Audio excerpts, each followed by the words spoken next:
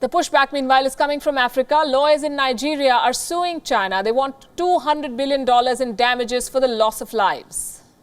But that's not the only battle being fought. Africans are also fighting growing racism in China. Videos show Africans in China being attacked and harassed. They're being forcibly evicted and face discrimination over the spread of the Wuhan virus. Here's a report.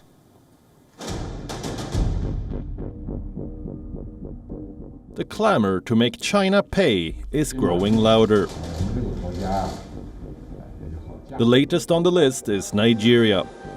A group of Nigerian lawyers is suing China.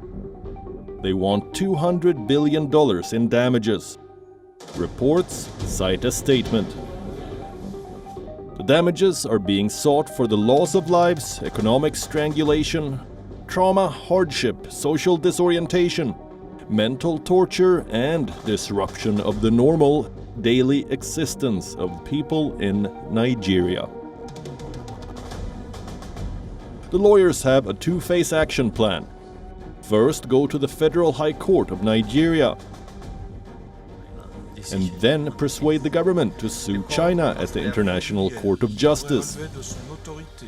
Africa's anger against China is being fueled by the racist attacks Africans are facing in China. They are battling discrimination and stigma. Social media is awash with videos.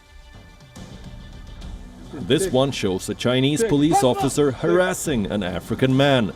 Sit down! Sit down! Sit down! Sit down!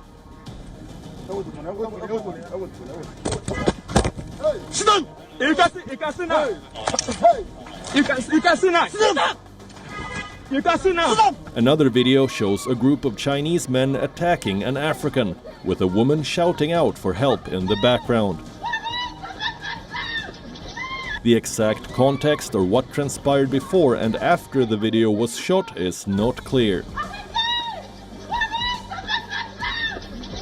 Racism and xenophobia are on the rise in China. Reports say thousands of African-origin people have been left homeless after being evicted over fears that they could be spreading the coronavirus. This is apparently linked to a cluster of COVID-19 cases in the Nigerian community in the southern city of Guangzhou in China. The African students residing in the area say they have been subjected to arbitrary quarantines and forced evictions. Mohammed, a Guinean student in Guangzhou, narrates his ordeal. When you go out, people run away from you. It's very terrible. You will be like uncomfortable to stay in that country. So every time your family is calling you, asking you about the information, how you are living here, and then how you are struggling. But there is something you cannot tell them because they will feel bad. They will start crying and they're worrying about you. The African Union earlier this month expressed its extreme concern about the situation in Guangzhou and called on Beijing to take immediate corrective measures. Nigerians were worried. Several African ambassadors in China have written to the country's foreign minister over the discrimination faced by Africans. But the hands of these governments are tied. Most of them have taken billions of dollars of Chinese loans. Nearly 2 decades of lending has made China Africa's top creditor. Between 2000 and 2017, China's government, banks and companies lent some $143 billion to Africa.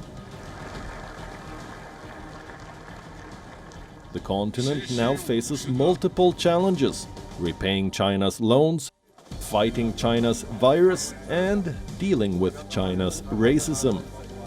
The pushback has begun. The lawyers in Nigeria seem to be leading the way. Bureau Report, WION World is One.